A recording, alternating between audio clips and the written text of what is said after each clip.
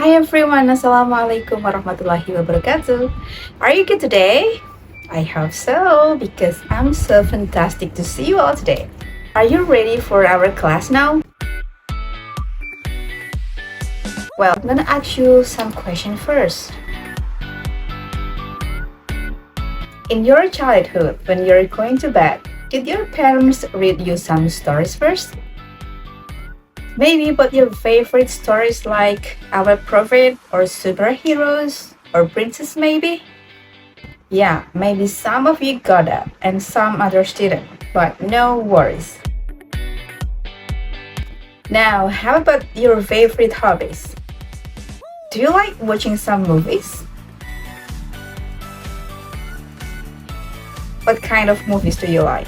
The scary one? The comedies? Or something? Well, do you realize that both childhood stories and movies are the same? Can you guess why it is the same? Yes, exactly. They both tell you stories. And stories becomes our first material for this year. Wouldn't that be amazing? In English, stories belong to narrative text. I'm sure you still remember a little bit about this. Yeah, narrative texts are texts that tell you stories. And the stories could be fiction or non-fiction. Can you give me example of each of them? Yeah, like what I've told you, the examples of the fiction stories are like the superhero stories or the princess stories like Batman, Superman, Spider-Man, or Rapunzel, or Snow White, Cinderella, and something like that. They are not real and they are made by people to amuse or entertain you all. Then, how about the non-fiction stories? Well, if you're a Muslim just like me, so you'll believe in some prophet stories like the stories of Rasulullah Sallallahu Alaihi Wasallam, the Prophet Ibrahim, Adam, and many others. Yeah, they all belong to narrative texts. They were real, they happened in the past, and it's told you to take the value and the message. So we can say that narratives are made to amuse or entertain the readers, or to tell readers the meaningful stories.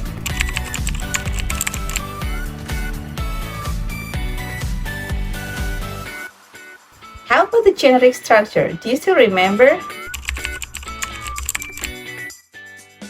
Yeah, the structure consists of orientation, and then complication, and the last one is resolution.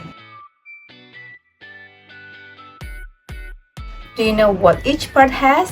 Yeah, orientation is about the introduction of the story.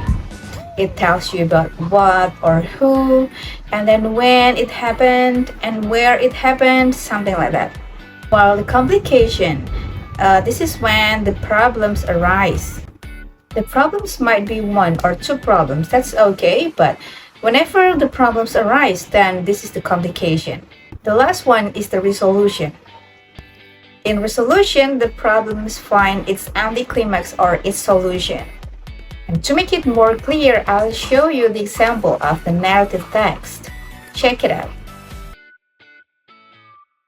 Now, this is the example of narrative text you can see there.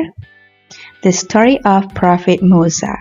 I'm sure that you all guys have known the story of him, but that's okay. We'll take a look at this text, and yeah, you can look at the top of the story. The story of Prophet Musa here is the title. Well, and then how about the generic structure? Do you still remember what the generic structure is? Exactly. There are orientation, and then complication, and then the last one, resolution. Exactly. And in this text, can you guess where the orientation is? Absolutely. The orientation exists in the first paragraph.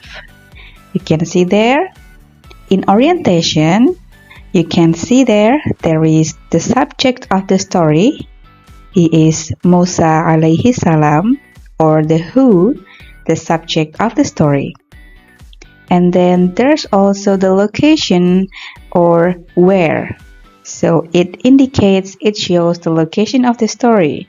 So all of them are in the orientation. After the orientation, there's the complication. The complication could be one or more problems, and when the problems arise, it indicates that this paragraph is the complication. In this text, you can see in paragraph 2 and paragraph 4. Can you guess where the problem is in the paragraph 2? Yes, the problem is when the Pharaoh had decreed that all newborn Israelite boys should be killed. That's the problem. That's the first problem. So that's complication. And then in paragraph 4, can you see where the problem is? Exactly. There's a problem there when the Pharaoh remained obstinate and refused to release the Israelites. That's the second problem. And after all the problems, there comes the resolutions. Where is the resolution, everyone? You bet. The resolution is in the end of the paragraph, or in the end of the story, or in the last paragraph. We can see there, the resolution comes when the Musa struck the sea with his stick, and it miraculously parted, allowing the Israelites to cross safely. That is the solution, and that's the resolution then. Now, after knowing the generic structure, now let's move to the language features. In Indonesian, language features is called unsur kebahasaan.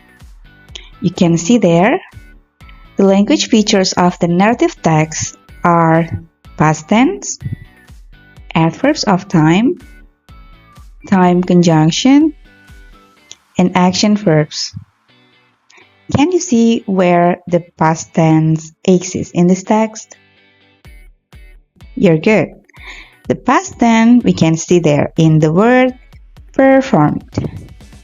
And then in the second to be was, should, placed, took, saw, approached, instructed, returned, refused, sent, remained, pursued, found, struck, attempted, and closed.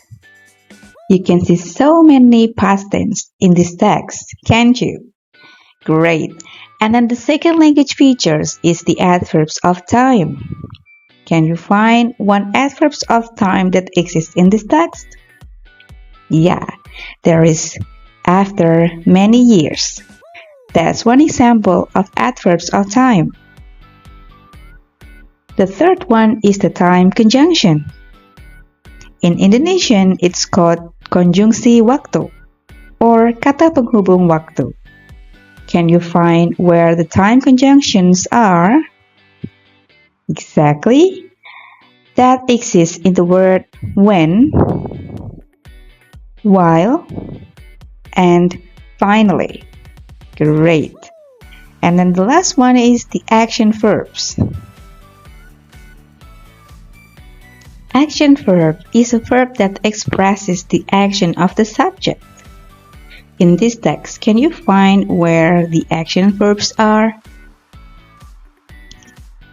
Yep, you can see the examples of the action verbs in this text in the words took, approached, remove, pursued, and struck. Today, we have learned about the generic structure of the narrative text and the language features, and the social functions too, of course.